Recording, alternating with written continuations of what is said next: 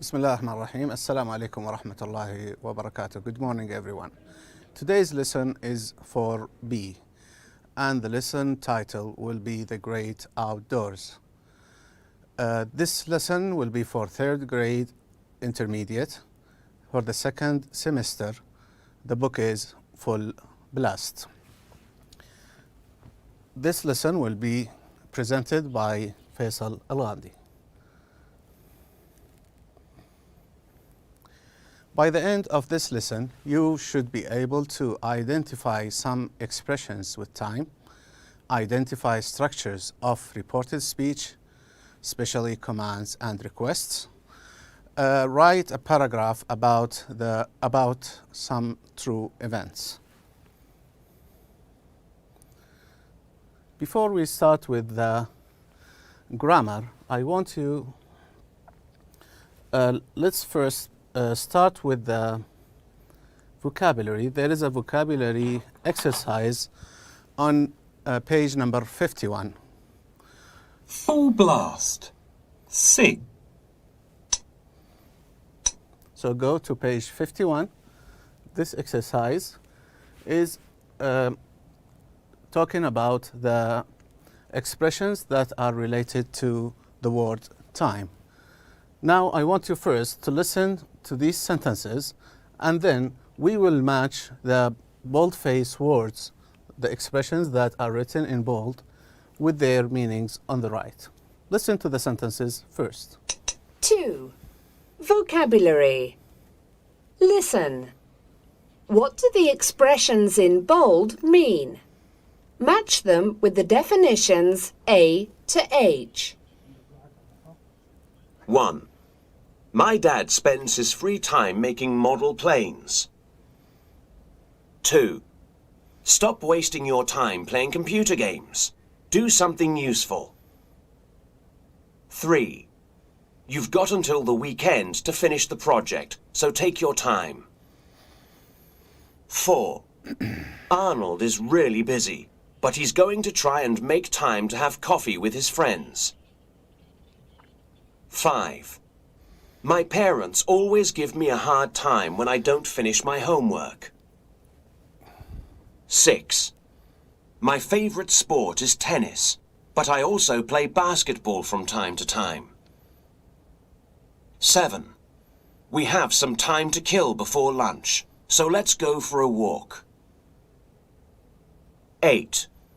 Don't forget to wear your helmet at all times. All right, so my dad spends his free time making model planes. What is the meaning of spends his free time? Does it mean always? Find the time to do something. Sometimes, pass the time, make someone's life difficult, don't hurry, not use your time wisely, or have nothing to do. What's the meaning of spends his free time? Yes, it means pass the time. Pass the time. What's the meaning of wasting your time? Wasting your time. What is the meaning of that?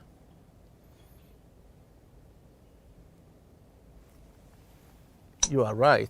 It is not use your time wisely, not to use your time in a wise way. What's the meaning of take your time? Take your time. If I tell you, take your time, there is nothing to hurry. There's no need to hurry. That means don't hurry. Don't hurry. F. What is the meaning of make time? Make time. You are right. It means to find the time to do something. Find the time to do something. Give me a hard time. What is the meaning of that? What's the meaning of give someone a hard time? Make someone's life difficult. Excellent. What is the meaning of from time to time? In a time or another. That means sometimes. Sometimes. What's the meaning of have time to kill or have some time to kill? So you have nothing to do and you want to kill that time. That means have nothing to do. Excellent. At all times. We still have one more answer, which is Always. Always, at all times. Excellent. Now we will go to the grammar, and the lesson is talking about reported speech. And when we talk about reported speech, we have different kinds of sentences. Today we are going to talk about the commands, imperative sentences, and requests, and sometimes we call them polite requests. When we talk also about reported speech, we should mention that there is a direct speech and reported speech. What is the difference between them? Direct speech is when you say the sentence as it was said by the speaker. For example, use the bucket to wash the car, don't make a mess. You see the quotation marks right here? There's a quotation mark right here and here. My dad said. So what did the dad or his dad said? He said this sentence exactly as it is. When we report this speech, some changes might be applicable on the sentence. Like if you look at this sentence, my dad told me to use the bucket to wash the car and not to make a mess. As you can see, there are no quotation marks like in this sentence, and some changes has been applied on this sentence. The same happens to here, to this sentence. John, please turn the TV off, George said. So this is what George has said exactly as it was said by him. John, please turn the TV off. When we report this sentence, we say it like this. George asked John to turn the TV off. So how can we make these changes? Now, I'm going to show that. I want you to have a look at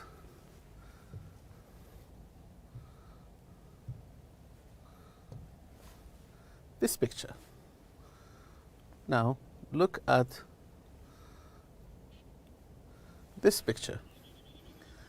And first, we are going to start with the commands and the positive commands. Positive commands, the commands that has no, it hasn't the word not in it. So as you can see, this man is opening the door. So maybe somebody told him to open the door. Okay. Open the door, John said. So what did John say? He said, open the door. Open the door. This is a command. If I tell you, open the door, this is a command. This is an imperative sentence. So if I want to report this sentence and tell what has John said, I make some changes. Look here. I brought John to the beginning, the speaker, the one who said the sentence. Then I use the word told as it is a command. Who did he tell? He told me, for example. So John told me, and then I insert the word to. Then I complete the sentence as it is. Open the door. Open the door. So John told me to open the door. What are the changes that we have made on this sentence? Of course, this is the direct speech, and this is the reported speech. The changes that has been applied on this sentence are, first, we removed the quotation marks. So you can see the quotation marks are removed in the second sentence. Bring the name of this person who requested at or to the beginning. So this is the name of the person who made or who said the sentence. We brought him to the beginning. We insert the words asked or requested if it is a polite request, but this sentence is a command, so we use told or ordered for commands after the person who requested or who commanded or who made the command. Insert to, we inserted to, and apply any needed changes in pronouns or in the sentence generally. What if the sentence was a request? What if the sentence was a request?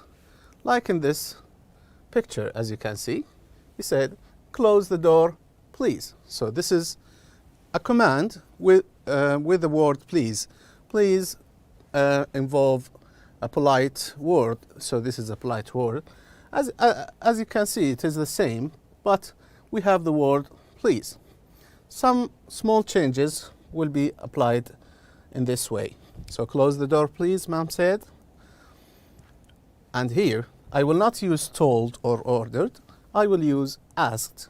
He asked me to close the door. So mom asked me to close the door. What are the changes that has been applied to the direct speech? These are the changes that we have made to this sentence. We remove the quotation marks as before. We bring the name of the person who requested to the beginning. Then, this one. Then we insert ask or requested for request. And as this is a request, we use ask. Maybe I can use here requested.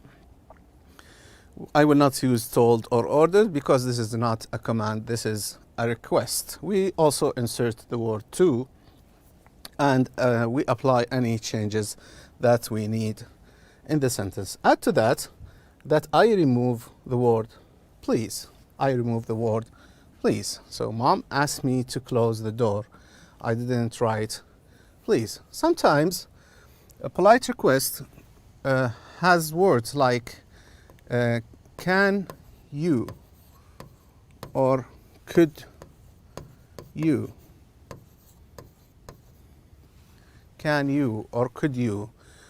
For example, can you close the door? Could you close the door? And in this situation, also I will remove can you or could you from the sentence. I will omit it. All right, what about the negative commands? So if I say, for example, don't open the door. Don't open the door. This is a negative sentence. This is a negative command, actually. So what if someone told me not to open the door? For example, my father said, don't open the door. Don't open the door. What will I do in this sentence? I will do the same. I will bring the name of the speaker to the beginning. Then I will use told as it is a command, or ordered maybe. And in this situation, I will remove don't, and I will insert not to and complete the sentence. So my father told me not to open the door. Excellent. So what are the changes that has been applied to the direct speech? We removed the quotation marks. We brought the name of the person who requested to the beginning. We inserted asked or requested, and this situation we inserted told because it is a command, after the person who requested. We remove don't and insert not to and apply any needed changes in pronouns. All right, now let's go to the writing activity. Before that, we have some exercise to do on page number 51, and it is related to grammar. Full blast. Let's do this exercise. And here you are going to rewrite the sentences using the reported speech and the verbs that are given. So he gives you the verb that you are going to use. Help me feed the horses, please. As you can see, please. Please, this is a request. The farmer said to Darren. So who is the speaker? The farmer. So we can say the farmer asked Darren to help, not me, help him feed the horses. And we remove please, as I told you before. Don't give me a hard time, my brother said. This is a command. This is a negative command. So we are also going to use tell or order. So I can say, my brother told, in the past, told me not to, so I remove don't and I put not to, give him a hard time. Not to give him a hard time. Please clean the mud off your shoes. Sorry. Please clean the mud off your shoes, Harry said to Mike. So this is a polite request, as you can see. This is a request. So I say, Harry asked Mike, we remove please, we say, to clean the mud off, not your shoes, his shoes. So to clean the mud off his shoes. Don't move, the police officer said to the bank robber. So here we say, the police officer ordered the bank robber not to move. The police officer ordered the bank robber not to move. So as you can see, all the verbs are going to be changed into the past tense. Next exercise is the speak and write exercise. Let's start with that. All right. So writing activity.